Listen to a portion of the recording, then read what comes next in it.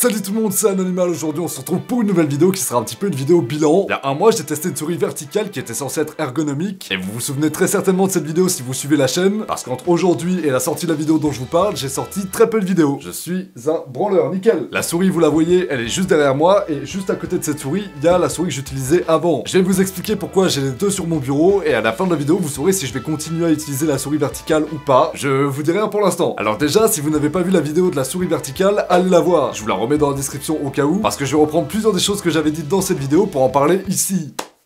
Alors, dans la vidéo découverte de la souris, j'étais ultra perturbé par le placement de la molette, et au final, je m'y suis habitué. Vous le voyez ici, il est placé en haut, et je pense que c'est pas un mouvement naturel de ramener son doigt ici pour pouvoir scroller par exemple. Mais au final, je sais pas pourquoi, au bout d'un mois d'utilisation, je trouve plus ça dérangeant du tout. Les seuls moments où la molette m'a dérangé, c'est quand j'étais en jeu, et que j'essayais par exemple de changer d'arme. La molette permet normalement de sélectionner une arme assez rapidement. Avec ce modèle là, c'est un petit peu compliqué, parce que je vous l'avais déjà dit dans la vidéo précédente, quand vous appuyez un peu trop fort sur la molette, ça clique. Et c'est chiant, quand vous êtes pressé et que vous devez changer d'arme rapidement, vous faites pas attention à la pression que vous appliquez sur la molette. Donc souvent, vous cliquez et ça casse les couilles. C'est un peu chiant. Bon, voilà, ça c'est un peu relou. La position de la souris, le fait que ce soit vertical, c'est pas plus dérangeant que ça non plus au final. Pour l'habitude assez facilement, il y a pas vraiment de soucis. C'est même plutôt agréable à utiliser, j'ai plus vraiment de douleur au poignet comme j'en avais avant. Et le fait que vous puissiez incliner la souris comme vous le voulez, c'est ultra...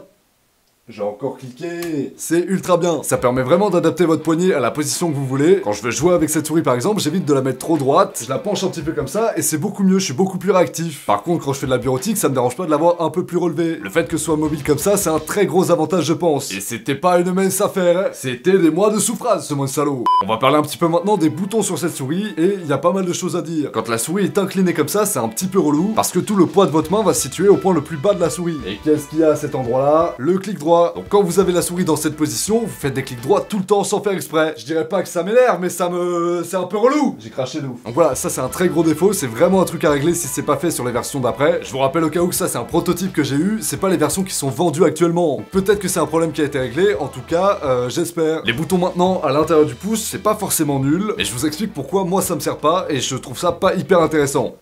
Alors, je trouve ça un petit peu nul parce que j'ai trouvé nulle part sur internet le logiciel pour configurer la souris. Du coup, je peux pas changer l'utilité de ces clics. Les seules fonctionnalités que je peux leur donner, c'est précédent et suivant sur les pages internet. Et ça, honnêtement, je m'en sers jamais. Sur la souris de base que j'ai, les boutons qui sont à l'intérieur ici, je m'en sers pour faire du montage. J'ai une personne actuellement qui m'aide à monter la plupart de mes vidéos. Coucou Dylan, j'espère que tu t'amuses. Et est-ce que tu peux me faire une réduction sur ce montage parce que ce sera pas une vidéo compliquée et tout, genre je pense vraiment que tu pourras la faire rapidement, celle-là, comparé d'habitude.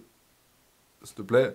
Non. Le bouton à l'intérieur de mon pouce, je m'en sers pour faire un cut au montage, et c'est un truc qui est indispensable pour moi aujourd'hui, je m'en sers tout le temps. Le problème que j'ai, c'est que j'y ai pas accès avec cette souris. Comme j'arrive pas à télécharger le logiciel qui permet d'avoir accès à certains réglages de la souris, je peux pas la configurer comme j'ai configuré celle-là. Et c'est ultra dommage. Du coup, quand je fais du montage, je suis obligé de reprendre la souris que j'utilisais avant. Je peux pas me servir de celle-là. Tant pis pour sa gueule, elle avait pas qu'à jouer au corps. Tant pis pour toi. Autre chose qui va me pénaliser pas mal lors du montage, c'est que la souris est pas vraiment précise. Je pense pas que ça vienne du capteur laser, il a l'air globalement bon, mais ça vient des patins de la souris qui sont eux très mauvais. Avec cette souris là, j'avais limite pas besoin de mon tapis de souris pour faire tout ce que je voulais. Là, j'ai remis mon tapis de souris et ça marche un petit peu mal. La souris accroche un peu, du coup ça fait que les mouvements sont pas précis. Et pareil, pour faire du montage, c'est relou. Je prends presque 2 fois plus de temps à cliquer sur quelque chose qu'avec une autre souris. Vous comprenez donc que c'est pas extrêmement pratique. Tu es nul. La dernière critique que j'ai à faire à la souris, c'est le fil. Si on peut l'enlever, c'est cool, parce que déjà, c'est moche, et en plus, ça limite les mouvements, c'est gênant d'avoir un fil. J'ai vu que sur les versions qui étaient sorties dans le commerce, il n'y avait pas de fil, et c'est une très bonne chose. Donc voilà, d'un point de vue ergonomique, je suis très content de cette souris, mais d'un point de vue pratique, pas vraiment. J'ai plus aucune douleur au poignet, c'est sûr, mais ça me ralentit énormément d'avoir une souris comme ça. Globalement, il y a beaucoup moins d'options qui sont disponibles, elle est un peu plus capricieuse, ça m'arrive de cliquer sur des trucs sans faire exprès, c'est pas le meilleur bail. Là, c'est une souris qui vaut 30 ou 40 euros, je sais plus exactement. Peut-être que ce qu'il faudrait faire, c'est investir dans une souris qui soit à peu près du même type, donc souris verticale, etc., qui vaille un peu plus cher, histoire d'avoir des meilleurs patins, une souris sans fil, et des clics qui soient un petit peu mieux gérés. Pour l'instant, je sais pas trop quoi en faire, je pense continuer à alterner entre les deux souris, mais c'est pas extrêmement pratique. Si jamais vous avez un modèle de souris verticale à me recommander un petit peu mieux que celui-là, dites-le moi en commentaire, je suis preneur. Ça fait un petit moment que je gratte des commentaires sur mes vidéos, ça se fait plaisir. Bref, voilà, vous avez mon avis sur cette souris après l'avoir testée pendant un mois. Vous l'avez compris, si vous jouez, faites du montage et que vous avez besoin de faire des tâches précises sur votre PC, c'est peut-être pas la souris vers laquelle aller. Bref, j'espère en tout cas que cette vidéo vous aura plu. Si c'est le cas, n'oubliez pas de mettre un like et de vous abonner à la chaîne pour que je puisse devenir riche et célèbre. Quant à moi, je vous retrouve très bientôt pour une prochaine vidéo. Salut à tous, ciao.